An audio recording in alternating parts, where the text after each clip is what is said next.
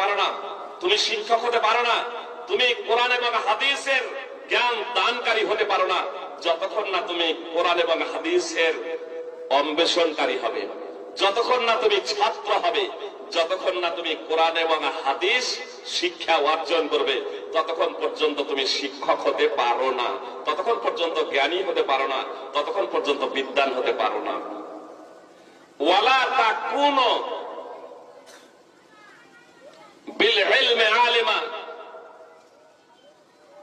আর তুমি আলেম হতে পারো না, জ্ঞানের আমেল হতে পারো না, জ্ঞানের শিক্ষক, ধর্মীয় জ্ঞানের পণ্ডিত হতে পারো না, হাত্তা তাকুনা বিহি আমেলা, যতক্ষণ পর্যন্ত জ্ঞান অনুযায়ী আমল না করবে।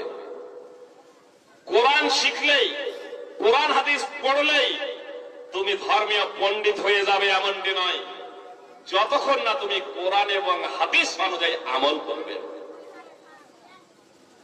সুনানে দারেমি হাদিস নম্বর 301। তাহলে আমাদেরকে কোরআন এবং হাদিস অনুযায়ী আমল করতে হবে। আল্লাহ তাআলা বলেন, ইন্নামা ইয়াখশাল্লাহ মিন ইবাদিহিল উলামা, নিশ্চয় আলেমরাই আল্লাহ তাআলাকে ভয় করে।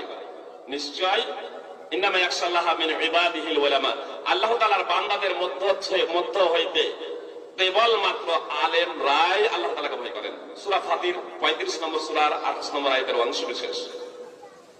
আল্লাহ তাআলা বলেন, ইন্নামা ইয়াখশাল্লাহ মিন ইবাদিহিল উলামা, আল্লাহ তাআলা এইভাবে বলেননি লা ইয়াখশাল উলামা ইল্লাল্লাহ,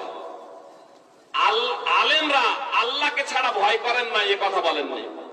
আলেমরা আল্লাহকে ছাড়া ভয় করেন না এ কথা বলেননি, বরং বলছেন আল্লাহর বান্দাদের মধ্য হইতে কেবলমাত্র আলেমরাই আল্লাহকে ভয় করেন।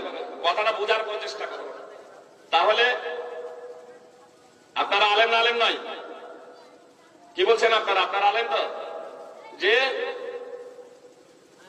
আমরা আলেম বলি, আপনারা কি আলেম? 10 বছর পড়েছি মাদ্রাসায়, আপনার কথা চলবে না। যে আল্লাহ বলছেন আলেমরাই তার বান্দাদের মধ্য হইতে কেবলমাত্র আলেমরাই আল্লাহ তাআলাকে ভয় করেন। তো যে আল্লাহকে ভয় করে না সে মুসলমান হতে পারে? যে আল্লাহকে ভয় করে না সে মুসলমান হতে পারে না। তাহলে ব্যাপারটা এবার বেশ জটিল, বিষয়টা অত্যন্ত গোলযোগপূর্ণ। কি বলছেন?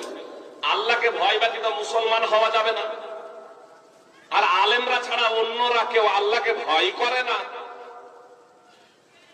আলেমরা তো আল্লাহকে ছাড়াও ভয় করে, এজন্য আল্লাহ তাআলা বললেন না লা ইয়াখশাল উলামা ইল্লাল্লাহ, বললেন না যে আলেমরা আল্লাহকে ছাড়া ভয় করেন না, এই কথা বললেন না। বরং আলেমদের মধ্যে এমনও আছে যারা আল্লাহকেই ভয় করে, আর আলেমদের মধ্যে এমনও আছে যারা গায়রুল্লাহকেও ভয় করে, বরং আল্লাহ থেকে গায়রুল্লাহকেই বেশি ভয় করে। যে জানছে কোরআন এবং হাদিস না, কোরআন এবং হাদিস অনুযায়ী যদি আমল না করা হয় তাহলে জান্নাত লাভ করা যাবে না। তারপরেও রুজির মালিক একমাত্র আল্লাহ, এটা আমরা খুব ভালোভাবে জানি, এটা আমরা খুব ভালোভাবে জানি। অথচ অনেক সময় আমরা হক কথা বলতে দ্বিধাবোধ করি। রুজি রুটির কারণে বক্তব্য রাখতে এসেছি, যদি কমিটি অসন্তুষ্ট হয় তাহলে নিজের পয়সা খরচা করে যেতে হবে। যে মসজিদের ইমাম আছি তাহলে সেক্রেটারির যদি বিরুদ্ধে চলে যাই, বলবো সুদ হারাম বা পণ হারাম, জর্দা সিগারেট বিড়ি হারাম, তাহলে রাগান্বিত যদি হয়ে যান সেক্রেটারি তাহলে সমস্যা আছে। মসজিদের সেক্রেটারি বা মাদ্রাসার সেক্রেটারি, অবশ্য সব মসজিদের সেক্রেটারি আর মাদ্রাসার সেক্রেটারি যে হারাম খান এমনটি না, সতর্ক রয়েছেন, কিন্তু কোন জায়গায় যদি থাকেন তো ব্যাপারটা হচ্ছে এইরকম। বুঝতে পেরেছেন? তো আলেমরা আল্লাহকেও, এমনও আলেম আছে যিনি আল্লাহকে ভয় করেন, আবার এমনও আলেম আছেন যিনি আল্লাহ ছাড়া অন্য কেউ ভয় করেন। যে এমনও আলেম আছেন যিনি আল্লাহ ছাড়া অন্য কেউ ভয় করেন।